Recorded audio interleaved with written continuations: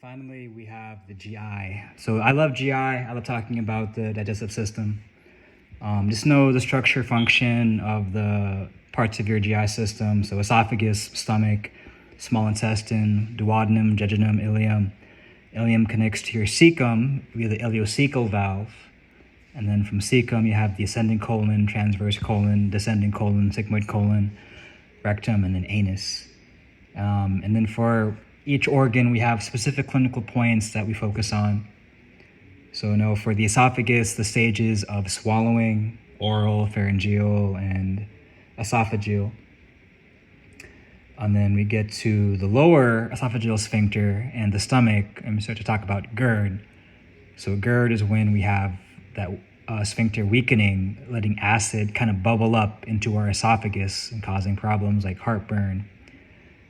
It can even cause maybe gastritis or ulcers if left untreated. So know how we help manage and treat GERD. We can do it with medications or with dietary plans or with even positioning. If we have patients staying upright after they eat, that acid can't bubble up into their esophagus. It'll stay in the stomach. Gastritis is just inflammation of the stomach. It can be for different reasons, but the primary concern is alcohol abuse, so be careful with alcohol. And also NSAIDs too. So medications like Motrin, ibuprofen can irritate the stomach. And it's also toxic to the kidneys as well. So be careful with NSAIDs in kidney patients. Also, H. pylori infection is a big cause of peptic ulcer and gastritis. Peptic ulcer or gastritis basically have the same causes, but they just manifest in different ways. So with ulcers, you have actual holes in the stomach being formed because of different problems.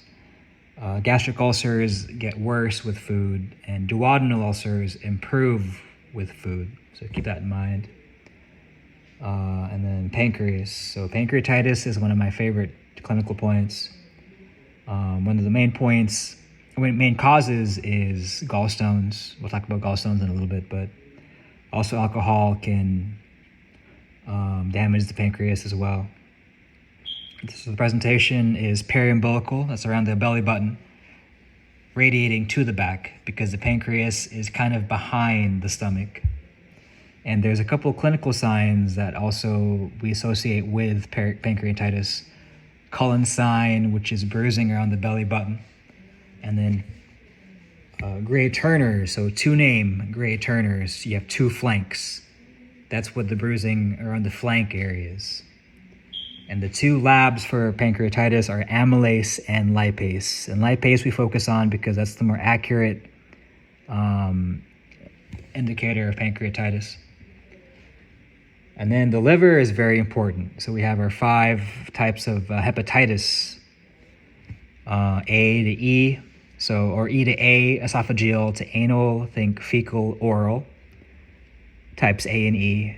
E rhymes with baby, so think of pregnancy with Hep E. Hep B, think blood. B and C are both blood transmitted. I think chronic liver disease. So C is one of the biggest causes of chronic liver problems. And there is no vaccine, as far as I know, for hepatitis C. And D and B go together. So we have to have B first, and then D becomes a potential problem after. So hepatitis can lead to liver failure eventually, but also fatty liver disease and alcohol abuse can lead to liver failure or cirrhosis as well. And know some of the main presentations of cirrhosis. So with patients like that, we have ascites, a distended abdomen full of fluid, because the liver acts as kind of like a sewage system, which helps to drain fluid from the abdomen.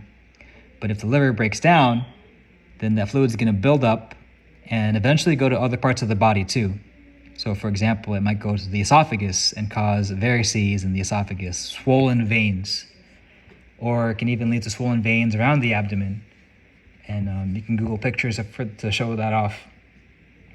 And then aside from big abdomens, also with abdominal distension, And ascites, we want to drain the fluid off with a process called paracentesis, where we take a needle and pull fluid off the abdomen.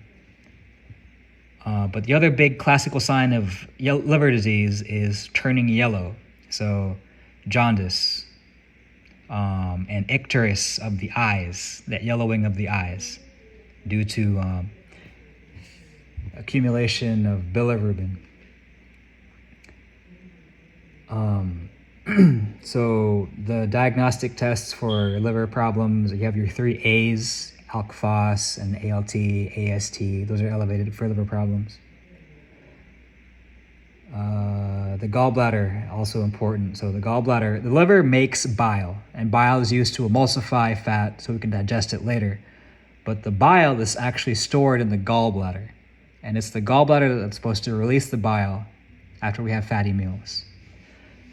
But sometimes a cholesterol stone, might get stuck somewhere in the bile ducts, and that can cause cholecystitis or gallbladder inflammation. And again, if that gallstone gets stuck in a pancreatic duct, it could cause pancreatitis.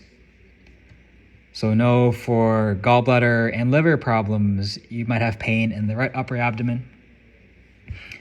And then we have the appendix and appendicitis. So if something gets caught in the appendix, that can cause inflammation, infection, and very bad right lower quadrant abdominal pain.